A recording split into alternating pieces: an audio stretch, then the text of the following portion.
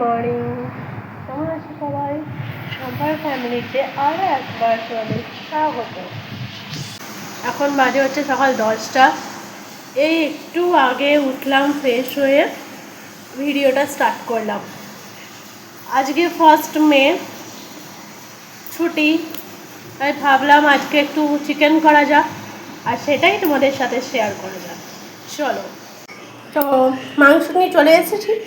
এবার প্রথমেই আমি চালটা ভালো করে ধুয়ে নেব। ভাতটা চাপিয়ে দিই, ভাত মাংস ধুতে নিতে ভাতটা ততক্ষণে হয়ে যাবে। বাড়িতেই থাক, এক্ষুনি হয়ে যাবে। চলুন তাহলে ভাতটা ধুয়ে ফেলা যাক।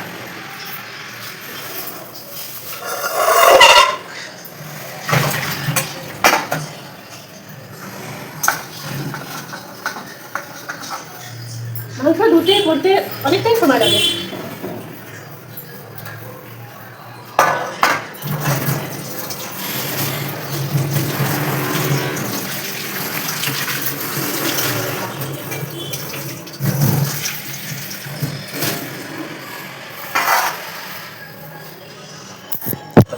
আমার ভাত কমপ্লিট হয়ে গেছে। এইখানে আমার মাংস দেওয়া কমপ্লিট হয়ে গেছে। এটা একটু খাসির চর্বি রয়েছে। এখানে 2টো মিডিয়াম সাইজ পেঁয়াজ কাটা আছে। এটা আছে একটা বড় সাইজের পেঁয়াজ, আদা, রসুন, কাঁচা লঙ্কা। এখানে 2টো মিডিয়াম সাইজের আলু কেটে রাখা আছে। আর দেবো কিছু শুকনো লঙ্কা। এখানে 2টো শুকনো লঙ্কা দিয়েছি, যদি আরও ঝালের প্রয়োজন হয় তখন গুঁড়ো দেওয়া যাবে। চলো না, এই করে এখন মিক্স করে ফেলি। আদা রসুন বাটা হয়ে গেছে, এবার আমি মাংসটা ম্যারিনেট করে রেখে দেবো। এদিকে কড়াইয়ে তেলও দিয়ে দিয়েছি আলু ভাজার জন্য।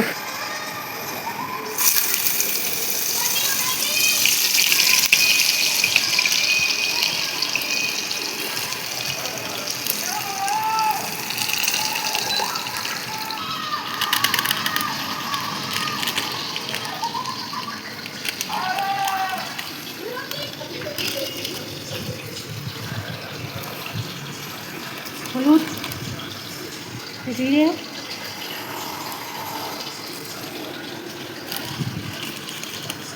ধনে,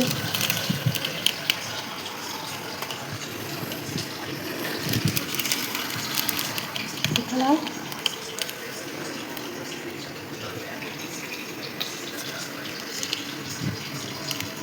अदरक लहसुन का पेस्ट,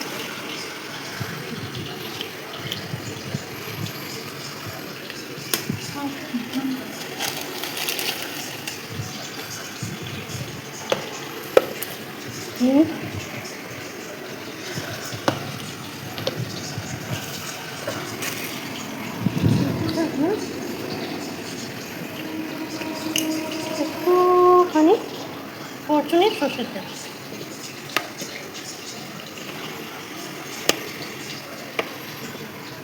এই জিনিসটা আমি মাখিয়ে রেখে দেবো কিছুক্ষণের জন্য।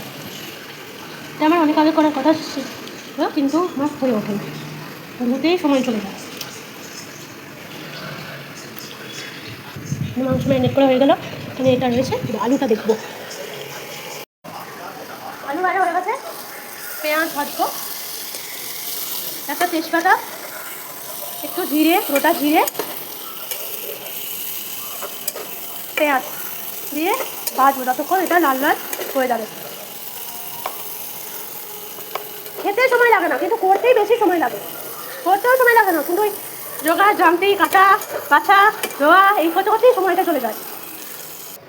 হালকা নুন দেবো যাতে পেঁয়াজটা তাড়াতাড়ি ভাজা হয়ে যায়।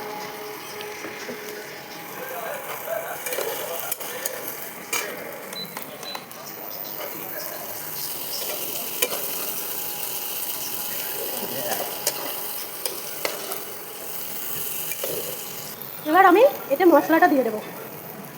আদা রসুন যে বাটাটা হচ্ছে, আদা রসুন পেঁয়াজ বাটা, ওইটা আমি এতে দেবো।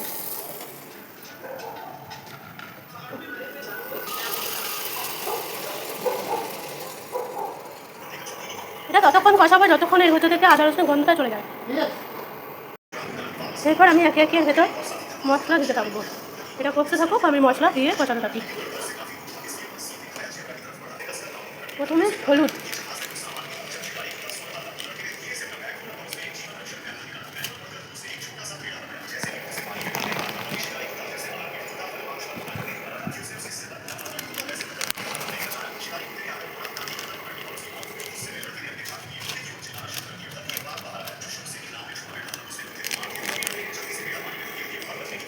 হুম,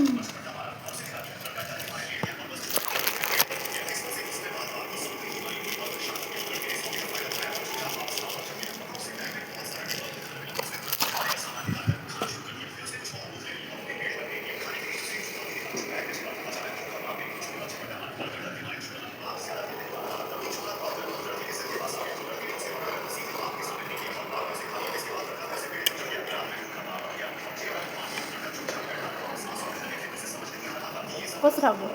এবার আমি একে একে মাংস আলু সব দিয়ে দেবো। মানে মাংসটা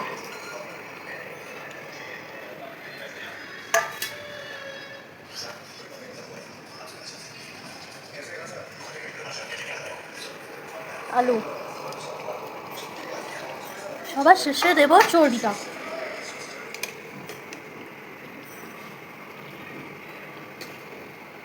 সব ভালোভাবে একসাথে মাখিয়ে নেব।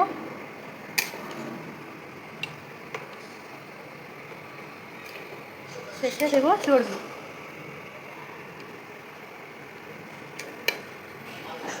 আমার অর্ধেক চিকেন হয়েই গেছে। মনে হয় যেন একটু নুন লাগবে, আর নুনের কোয়ান্টিটিটা কম আছে।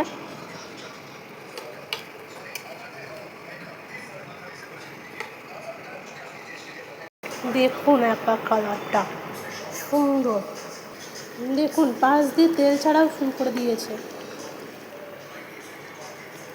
এবার আমি চর্বিগুলো দিতে থাকবো।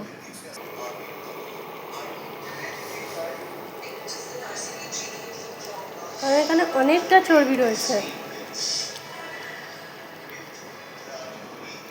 মুরগির মাংসের সাথে কোনোদিন চর্বি ট্রাই করে দেখবেন, দিয়ে আমাকে জানাবেন। তা হোক, আমি চললাম।